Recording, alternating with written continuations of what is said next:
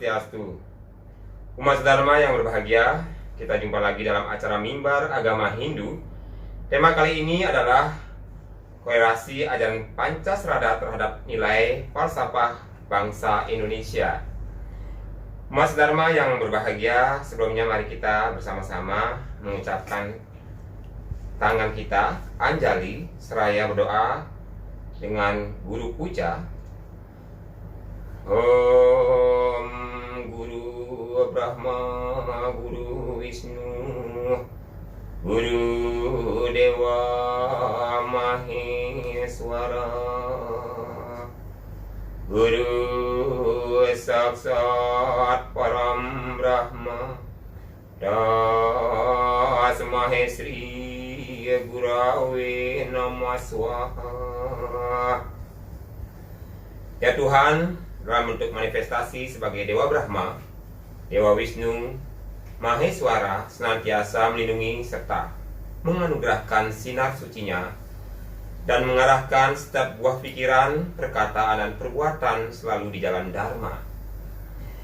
Umat Dharma yang berbahagia, di studio telah hadir salah satu penyuluh agama Hindu dan PNS Kecamatan Mataram, yang mana tidak asing di kalangan masyarakat dan remaja, karena beliau aktif di setiap kegiatan sosial, agama, dan kemasyarakatan, serta aktif di organisasi kepemudaan Hindu.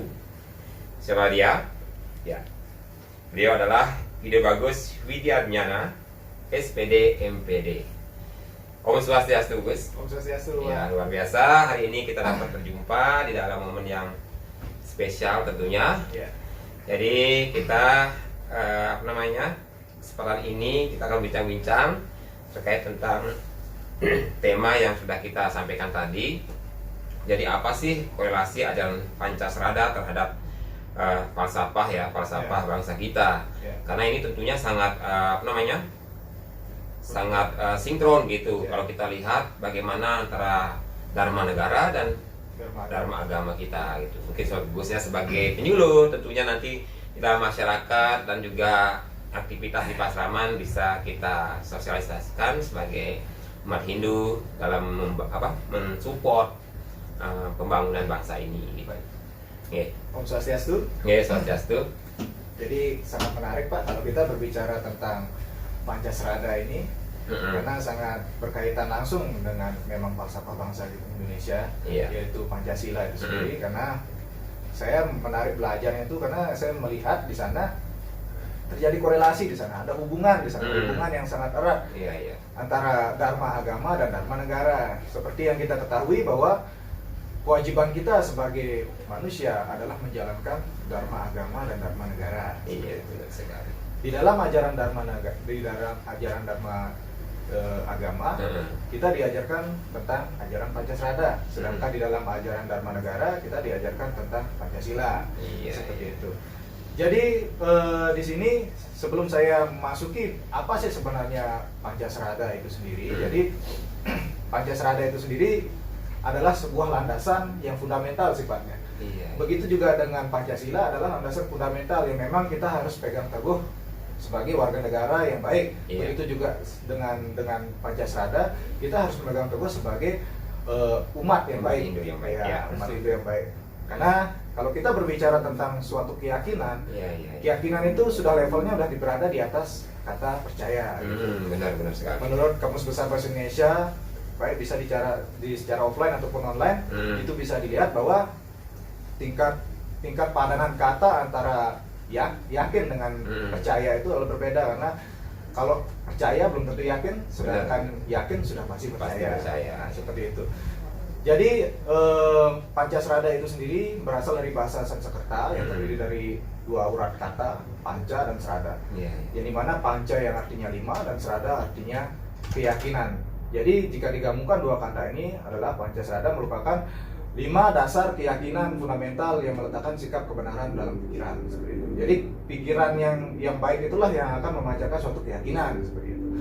Jadi adapun pembagian dari Pancasrada itu sendiri adalah satu, pertama Brahman, bahwa kita sejatinya percaya bahwa Tuhan itu ada. Kita yakin bahwa Tuhan itu ada.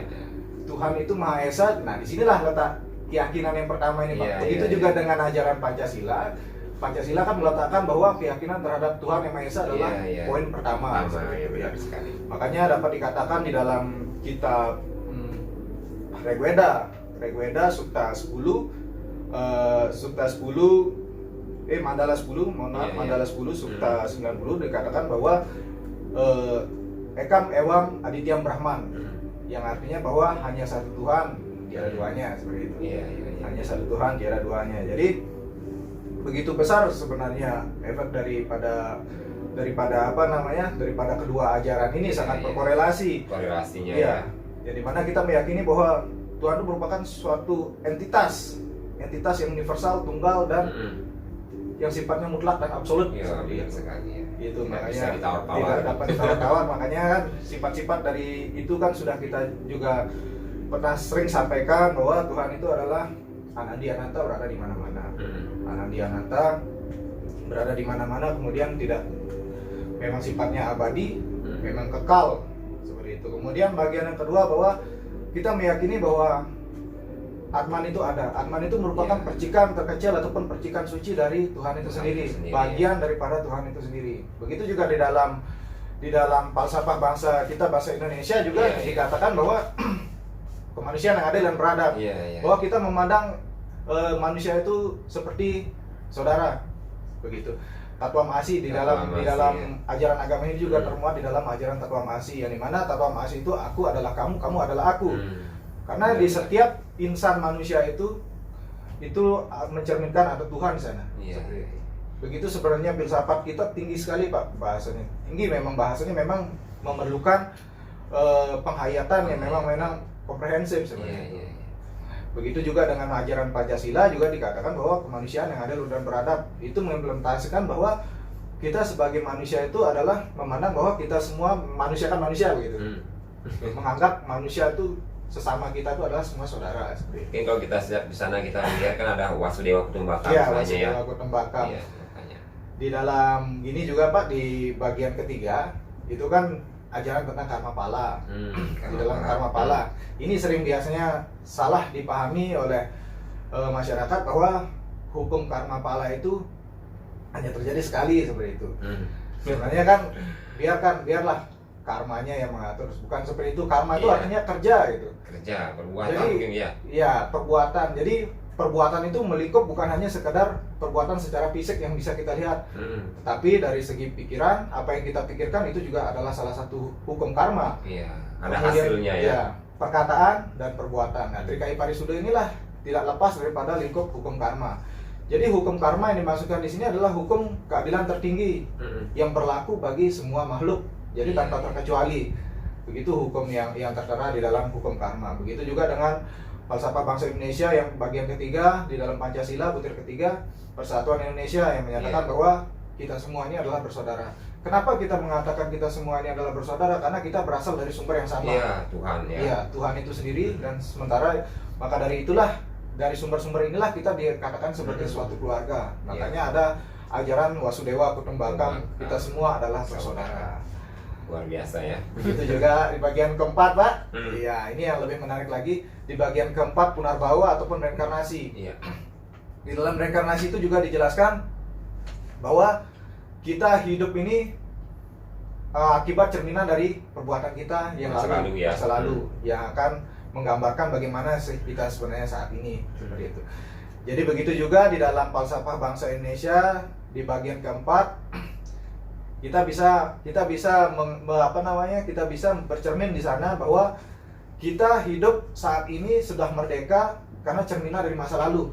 Karena kita pernah dijajah, sementara karena hasil perjuangan para pahlawan kita pada saat dulu, makanya kita sampai saat ini masih merdeka. Itulah cerminan yang harus kita pegang kuat, bahwa sejatinya kita pernah berjuang bersama pada saat dahulu kala dan menikmati masa kemerdekaan pada saat sekarang. Itulah kenapa kita dituntut harus saling bersaudara, harus saling mengikat satu sama lain, seperti itu. Kemudian di bagian terakhir adalah moksa, yang dimana moksa yang dimaksudkan di dalam ajaran agama Hindu itu sendiri adalah kebahagiaan. Moksakan jagadita, yaca iti dharma, yang dimana bahagia dulu di dunia, baru kemudian bahagia di akhirat. Iya, begitu. Begitu juga dengan falsafah bangsa Indonesia poin kelima di bagian Pancasila bahwa mengatakan bahwa keadilan sosial bagi seluruh rakyat Indonesia. Keadilan sosial bagi seluruh rakyat Indonesia di sini dikatakan bahwa kalau kita maknai bahwa kesejahteraan itu Pak yang sebagai tujuan akhir kita. Bagaimana kita bisa mensejahterakan diri kita sendiri dulu baru bisa mensejahterakan orang lain seperti itu. Wah, ini luar biasa ya kalau kita korelasikan di antara dasar agama dan juga di negara kita. Kalau kita yang namanya disebut dengan Pancasrada, itu ya keyakinan kita. Kemudian di negara kita ada Pancasila. Di situ sangat memiliki keterkaitan sekali gitu. Jadi tidak jauh-jauh kalau kita lihat harfiahnya, kalau kita korelasikan lagi ke dalam, mungkin teman-teman ataupun masyarakat secara umum ini perlu kita cermati semua ini, hubungan ini, sehingga kita memahami bahwa bagaimana kewajiban kita sebagai umat Hindu khususnya dan juga warga negara Indonesia harus bisa menjalankan swadharma kita selaku orang yang sudah beragama, dan juga bagaimana kewajiban kita yang bernegara gitu, supaya ini sinkron, bagaimana kita ke depan bisa bersinergi dengan satu sama yang lain, seimbang, harmonis begitu ya, tidak ada perbedaan. Kalau kita memang benar satu, sumber kita dari Tuhan itu sendiri. Mungkin baju kita berbeda, ukuran kita berbeda kan gitu. Kemudian banyak perbedaan secara fisik, tetapi esensinya sama, kita sumbernya dari satu, Tuhan itu sendiri. Bagaimana mengisi semua ini dengan hal-hal yang positif, yang baik, sehingga tercermin yang paling terakhir itu. Itu sila kelima itu ya. Nah, kesejahteraan itu sendiri. Ya.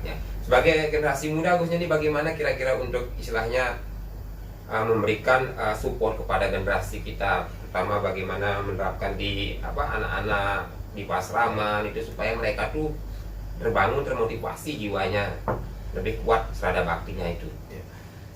Sebagai yang tadi, sebagai ajaran Pancasila itu sendiri, sebenarnya penguatannya letaknya di sana Pak.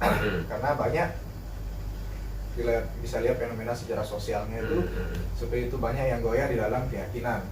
Keyakinan dasar ataupun keyakinan fundamental inilah yang perlu kita perkuat Pancasila ini. Karena berbicara tentang Pancasila, kita bukan berbicara secara tekstual saja, tetapi memerlukan hayatan ataupun pengilhaman daripada poin-poin ajaran-ajaran daripada Pancasila ini. Makanya kalau biasanya di Pasraman nih Pak, pengalaman berada di Pasraman. Karena Gusnya kan sebagai penyuluh di Kecamatan Mataram, ya tentunya nanti bisa sharing ya apa yang sudah terjadi dilakukan di Pasraman itu ya. Benar banget. Jadi yang perlu dilakukan di situ adalah penguatan Pancasila itu. Tetapi dengan pendekatan yang berbeda Pak. Pendekatan kepada anak kecil itu kan berbeda dengan pendekatan bahasanya mungkin ya. Dari segi bahasa yang perlu kita sederhanakan mungkin untuk pendekatannya. Mungkin pendekatannya lebih persuasif seperti itu. Jadi memerlukan penghayatan ini bukan hanya sekedar juga kita menghafal teori gitu. Tetapi juga membutuhkan suatu praktek. Dengan contoh-contoh langsung mengingat kuat jadinya. Mengingat kuat, karena kan orang belajar itu bukan hanya dari membaca tetapi dari pengalaman. Iya, benar sekali. Seperti itu. Jadi itu yang artinya kita memberikan pemahaman, pembelajaran kepada anak-anak itu tentunya tidak hanya bisa ngomong saja. Jadi kita yang harus bisa mempraktikkan sehingga mereka kan lebih kuat ingatannya jadinya karena dialami langsung Jadi inilah yang kita sebagai generasi muda, dan kita juga bersyukur kepada teman-teman di penyuluh di Kota Mataram ya, yang ada di kecamatan, 6 kecamatan. Jadi kita berkolaborasi bersama-sama, bersinergi dengan Kementerian Agama, khususnya penyelenggara Bima Hindu Kota Mataram, untuk membangun generasi muda Hindu di Kota Mataram, bagaimana menjadi anak-anak sesuai harapan kita, tentunya dengan orang tua kita semua, yaitu menjadi anak yang putrika dan suputra, jadi anak-anak yang memiliki tanggung jawab yang baik, kemudian memiliki karakter yang baik, akhlak yang baik, agar ke depan menjadi anak-anak yang bisa membanggakan bagi keluarga, bangsa dan negara itu sendiri. Nah, sedikit keluar dari konteks mungkin pengalaman untuk di penyuluhan di Kecamatan Mataram ini, apa-apa yang sudah saat ini kan, ini pandemi nih kan, pandemi tentunya kita diberikan suatu gambaran untuk melakukan tetap pembinaan secara daring, online seperti itu kan. Mungkin yang sudah pernah dilakukan apa saja kiranya? Baik. Jadi sebenarnya memang kita saat ini sedang menghadapi pandemi, kita saat ini sedang melawan pandemi. Jadi kita memiliki siasat berbagai cara Pak, bagaimana sih biar agar pengedukasian kepada masyarakat ini tetap berjalan seperti itu. Jadi selain memang kita turun lapangan karena dihalangi oleh pandemi ini mengharuskan kita untuk daring biasanya Pak. Jadi kita memberikan penyajian agama ataupun penyiaran agama melalui sosial media Pak. Melalui sosial media entah dari YouTube ataupun dari Facebook. Biasanya sih paling sering kan kita di Facebook nih. Paling sering kita di Facebook memberikan edukasi kepada masyarakat tentang ajaran-ajaran dasar di dalam agama Hindu. Jadi bagi masyarakat Hindu mungkin yang sedang sibuk ataupun sedang beraktivitas pada saat jam istirahat, itulah pasnya kita memberikan ajaran dharma seperti itu. Baik, jadi mungkin kita sekaligus memberikan informasi kepada masyarakat bagi umat Hindu khususnya di Kota Mataram dan juga yang secara luas juga seluruh NTB lah kita bisa bilang. Bisa kita sarankan untuk melihat link di Kementerian Agama Kota Mataram terkait tentang pembinaan secara online, FB, kemudian juga ada juga di Instagramnya. Jadi terkait dengan informasi terkait aturan, kemudian informasi lainnya atau bahan pembinaan kita bisa untuk menyarankan membuka link tersebut agar komunikasi kita nyambung. Karena situasi kondisi pandemi ini memang serba salah. Kalau kita turun takutnya nanti namanya virus ini kita tidak kelihatan apakah kita yang menularkan, apa kita yang tertular. Nah ini yang kita takutkan, dan tetap kita imbau kepada masyarakat untuk taat terhadap prokes kesehatan, bagaimana selayaknya sudah diberikan informasi kepada masyarakat oleh pemerintah untuk tetap taat dengan kesehatan agar kita terhindar dari pandemi kondisi virus ini yang tentunya terus berkembang. Mungkin itu tadi apa yang menjadi pemahaman kita terkait tentang korelasi antara ajaran Pancasrada dengan falsafah bangsa Indonesia, yang mana tentunya sangat luar biasa memiliki keterkaitan dan juga kesinambungan di dalam melakukan pembinaan atau melakukan penguatan sebagai warga negara yang baik, dan juga selaku untuk memberikan pemahaman dan bagaimana kita sebagai orang yang beragama dan juga bernegara gitu. Nah, di sini tentunya kita harus patuh terhadap aturan-aturan pemerintah. Kita bagaimana beragama yang baik, bersinergi terus dengan pemerintah agar apa yang ada di dalam nilai-nilai agama kita dan juga apa yang diterapkan oleh aturan-aturan pemerintah itu tidak mengalami suatu kondisi tabrakan atau istilahnya pahit lah gitu istilahnya, bertolak belakang gitu istilahnya kasarnya. Jadi ini bersinambungan seiring senada searah untuk dalam pembangunan bangsa ini tentunya. Mungkin itu dari kita semua mudah-mudahan bermanfaat untuk umat Dharma khususnya umat Hindu. Mudah-mudahan apa yang kita sampaikan ataupun kita bicarakan pada kesempatan ini dapat memberikan manfaat yang baik, dan kita titip untuk tetap menjaga kesehatan agar kita terhindar yang namanya dari pandemi.